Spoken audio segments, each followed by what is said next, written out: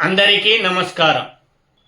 అవినిగడ్డ నియోజకవర్గం కోడూరు మండలంలో క్షేత్రస్థాయిలో పర్యటించిన ఉప ముఖ్యమంత్రి పవన్ కళ్యాణ్ పంట నష్టాన్ని తెలుసుకొని మీడియా ప్రతినిధులతో ఉప ముఖ్యమంత్రి పవన్ కళ్యాణ్ మాట్లాడుతూ రైతులు ఆందోళనలతో విలవిలలాడుతున్నారని, వారి అరటి పంటలు బాగా నష్టపోయాయని పవన్ కళ్యాణ్ తెలిపారు.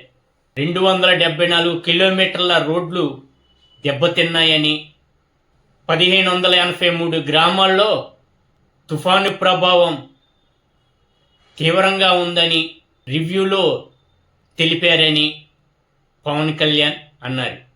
వ్యాధులు రాకుండా 21,055 మంది పారిశుద్ధ్య సిబ్బందితో సూపర్ శానిటేషన్, సూపర్ క్లోరిఫికేషన్ చేపట్టినట్లు ఉప ముఖ్యమంత్రి పవన్ కళ్యాణ్ తెలిపారు.